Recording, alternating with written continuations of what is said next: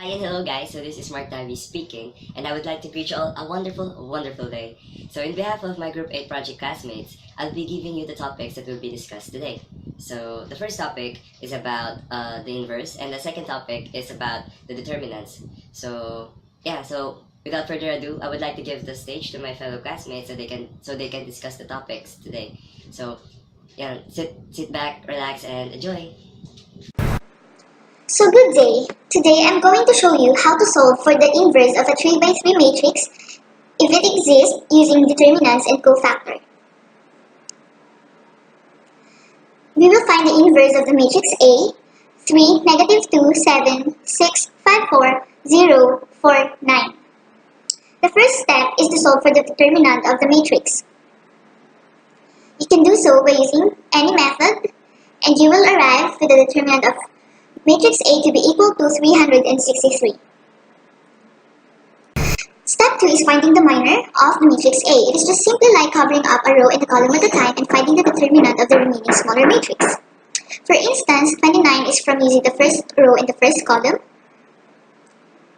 54 from covering the first row in the second column, 24 by covering the first row and the third column, negative 46 by using the second row in the first column, 27 by using the second row in the second column, 12 by using the second row in the third column, negative 43 by using the third row in the first column, negative 30 by using the third row in the second column, and 1 by using the third row in the third column.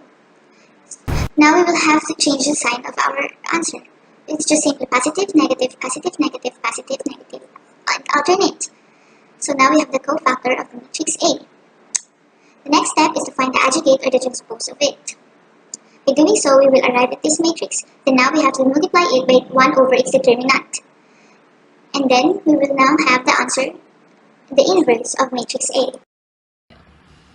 In here, we will calculate the determinant of a 3 by 3 matrix. For example, we are to find the determinants of matrix 1, 2, 3, 4, 5, 6, 7, 8, 9. The first step is to choose a single row or column. In this video, we will use the first row. We need to cross out the row and the column of our first chosen element. And we will be remained with a 2 by 2 matrix. And you don't need to worry about it if you choose a different row or column because we'll get the same answer. Write the first element and the remaining elements as a 2 by 2 matrix. Then the second element.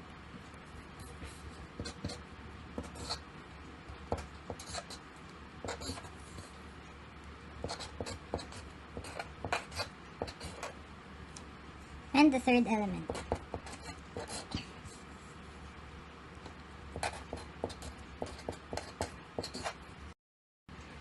Then the next step is to compute the individual determinants.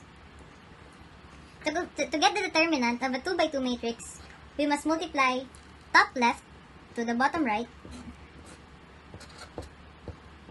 minus bottom left multiplied to the top right, and so on.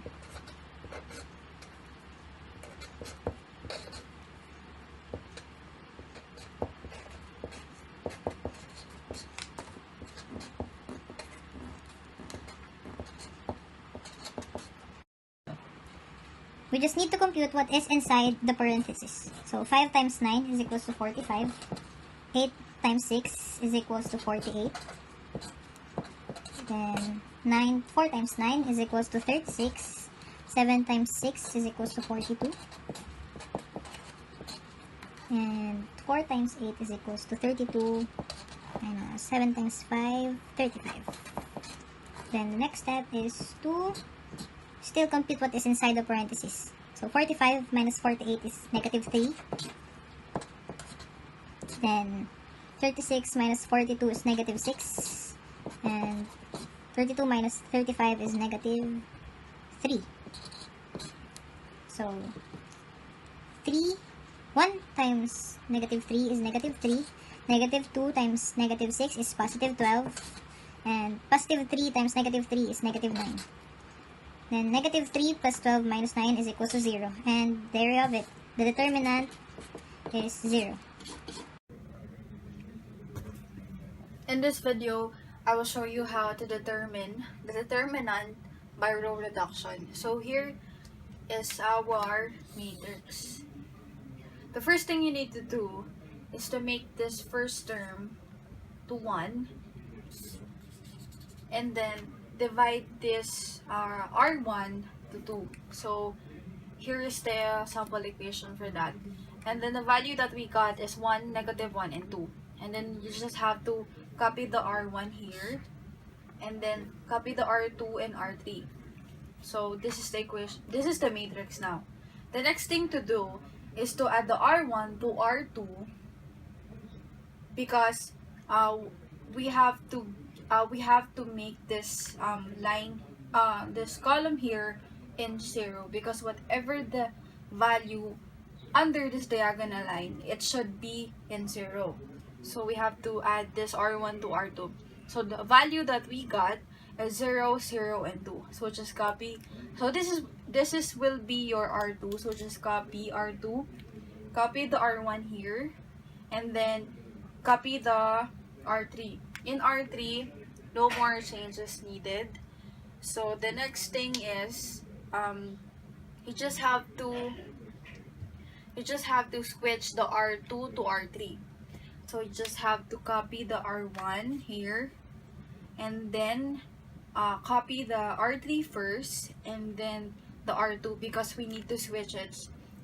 Because we need to switch the row in order for us to get the form that we need to in order to determine the determinant. So here is the exact form that we need in order for us to get the determinant by row reduction. So the general formula of the determinant is you just have to write the value in this diagonal area. So we have the 1, 3, and 2.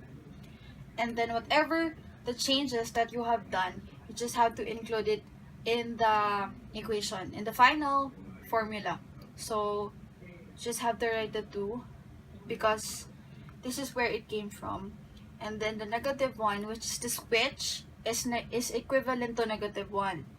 So here is the general formula. So this is 4, this is 3, and then we have the determinant in negative 12. The determinant is not equal to 0, so that means it's invertible matrix. Hello there again, guys. So this is Mark Tavi again speaking in front of you, and I hope you learned a lot from my fellow classmates or my fellow group mates of Group 8 in this linear algebra. So I'm pretty sure they've discussed to you the topics very clearly because I'm very sure that they have reviewed their topics thoroughly this term or in the past 3 months. I also know that they've learned a lot from our professor, Mr. Arshaga. So yeah, so I hope that this presentation will help you sometime in the future so that it can help you study more and recall linear algebra very in times when you need it the most. So yeah, so this is goodbye and I hope you enjoy our presentation. Thank you.